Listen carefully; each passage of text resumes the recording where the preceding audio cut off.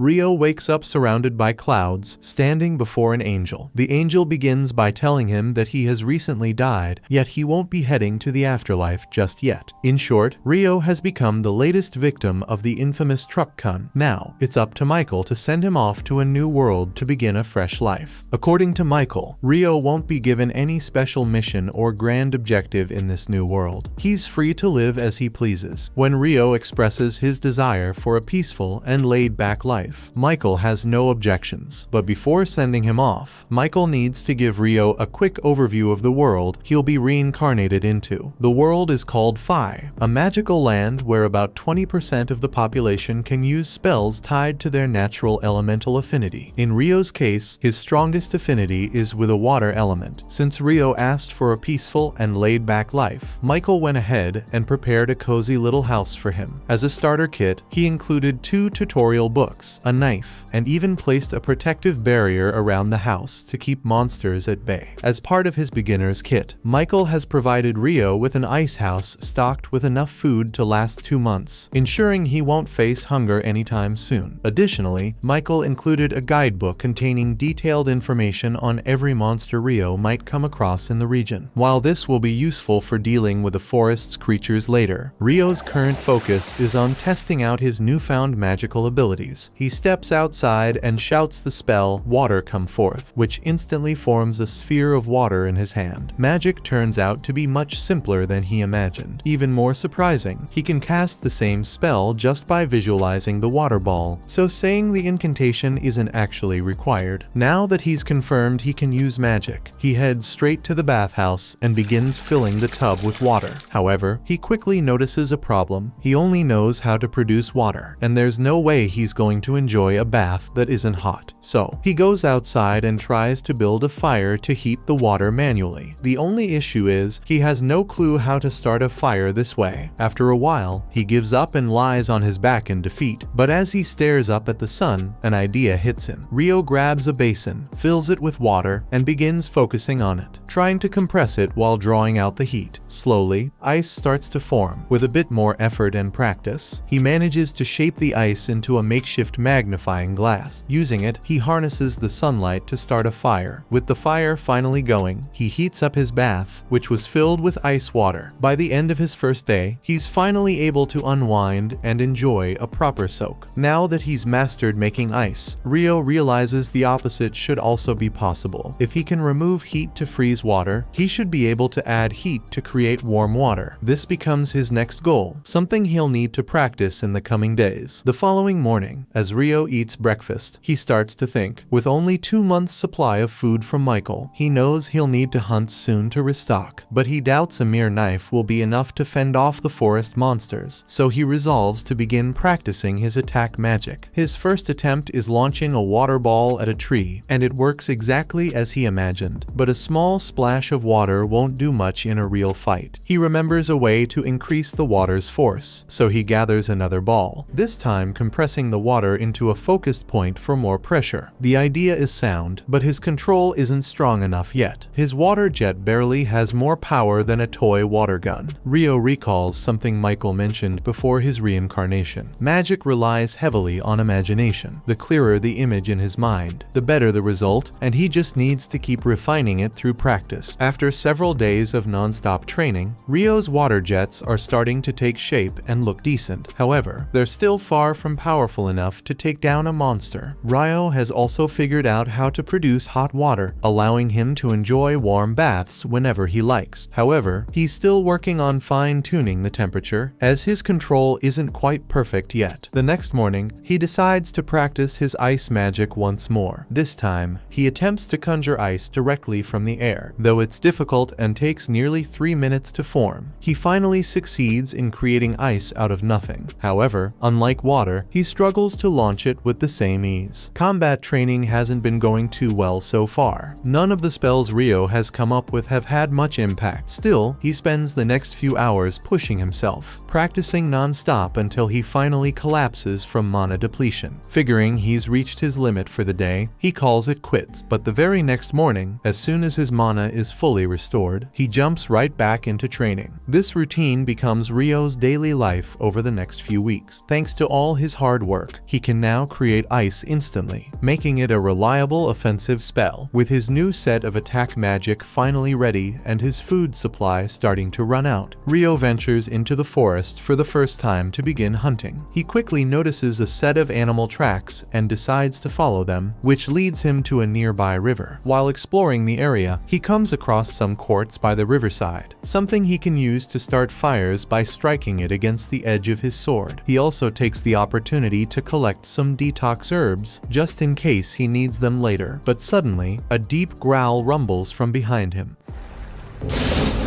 When he turns around, he finds himself face to face with a lesser boar, and he freezes in place. The boar charges at Ryo, but this is his first life or death battle, so he panics. At the last possible second, he snaps to his senses and leaps sideways, barely dodging the beast's rush. However, the boar isn't finished its turns, ready to attack again. Luckily, Ryo's mind clears just in time. As the boar charges toward him, he swiftly creates an icy path beneath its hooves, causing it to slip. Without wasting a moment, he summons several sharp ice spikes directly in the boar's path, stabbing it and killing it instantly. After butchering the boar, Ryo pulls out the monster guidebook to learn more about it. According to the book, the lesser boar is actually the weakest monster found in that forest. The guide itself is clearly intended for beginners, so most of the listed creatures are fairly simple. However, toward the end of the book, Ryo notices 2 additional pages that stand out. They look like they might contain something important. One of the pages describes dragons, immensely powerful creatures capable of wiping out entire cities by themselves. The guide strongly advises fleeing immediately if he ever comes across one, as fighting it would be hopeless. That said, outrunning a dragon isn't likely either, so running into one is game over. Another page mentions mysterious beings called Akuma, apparently a type of fallen angel. However, the book offers very little information about them. The book's only advice is simple: if you ever encounter one, you're as good as dead. The following day, Ryo heads out to hunt again. But while his guard is down, a giant assassin hawk swoops down from above and launches a surprise attack. The creature uses wind magic to slice through its prey with razor-sharp slashes. Ryo has no choice but to run, quickly summoning ice shields to block the incoming blades of wind. He knows hawks are extremely dangerous opponents and would rather avoid a fight, but escaping isn't an option. That means his only choice now is to stand his ground and fight back. He lifts his hand and launches a stream of water jets, but the hawk skillfully evades the attack and dives at him, using wind magic to strike. Ryo, however, reacts just in time, forming an ice shield that cuts the hawk across the eye and sends it crashing into the ground. Moments later, the hawk regains consciousness. Though it has permanently lost one eye, it takes to the skies to retreat, but before disappearing, it locks eyes with Ryo one last time, etching his face into memory, because now it's personal. Ryo lets out a sigh of relief, grateful to have made it out alive. Still, this is far from the peaceful life he had imagined for himself. During the chase with the hawk, he ran so deep into the forest that he ended up completely lost, wandering until well into the night. As he searches for a way back home, he unexpectedly stumbles upon a glowing lake. Right in the middle of it stands a Dullahan, and from the looks of it, the creature has already noticed him. Over time, Ryo hones his skills through relentless training, mastering the art of hunting and preserving food with little difficulty. His water magic has grown significantly more powerful. He can now conjure razor-sharp ice sheets and slam them down in an instant. Even his water jets have reached new heights, slicing effortlessly through solid stone. At this point, his combat prowess has become formidable. However, ice magic isn't the only thing Ryo has been practicing. Ever since his encounter with the Dullahan, he's ventured into the forest each night to battle it. Strangely, the monster guidebook never mentioned Dullahans. Either they aren't classified as monsters, or they're too advanced for a beginner's manual. Regardless, Ryo remains determined to face it. He rushes in with his ice staff and starts swinging, treating the encounter more like a training session than a real battle after all. The Dullahan completely outmatches him in both power and technique. Ryo does his best to defend himself, summoning ice shields to block the incoming blows, but despite his efforts, he's quickly overwhelmed and brought down within seconds. Though the Dullahan has never spoken a single word to him, Rio can't shake the feeling that it's taken on the role of a mentor, trying to mold him into something stronger. Suddenly, the Dullahan lifts its sword and channels water magic to lengthen the blade. Rio is taken aback to discover that it can use water magic too. After showing him how the technique works, the Dullahan hands the sword over to Rio and calmly steps out onto the lake. One day, while Rio is out hunting, he is ambushed by the same assassin hawk from their previous encounter. He doesn't remember it being black before. It must have evolved, pushing itself to grow stronger just for this moment of vengeance. The hawk swoops down at Rio, unleashing a barrage of wind slashes. In response, Rio quickly conjures 5 layers of ice walls for protection. But now that the hawk has evolved, its wind attacks are far more powerful, strong enough to shatter all of Rio's defenses in an instant. And now a wave of anxiety begins to creep over him. Rio sprints across the field, throwing up ice walls to shield himself from incoming strikes. When he spots an opening, he fires back with a volley of ice spikes, but the hawk easily evades them, surging forward with a sudden burst of speed, and that's not the only surprise it has in store. The hawk lets out a piercing screech at a frequency that disrupts Rio's magic, causing his ice shields to vanish and leaving him nearly unprotected. But the hawk isn't finished, yet it hovers menacingly in front of him, and Rio senses that a major attack is coming, though he can't predict when. Moments later, Rio can feel electricity in the air as a bolt of lightning is shot straight at him, and an attack like that would have been fatal. But luckily, he was able to use a stick as a lightning rod and jump away to save himself. As Rio struggles to shake off the lingering shock, the hawk swoops down, aiming to deliver a fatal strike with its sharp claws. At the last moment, Rio summons his ice blade and deflects the attack.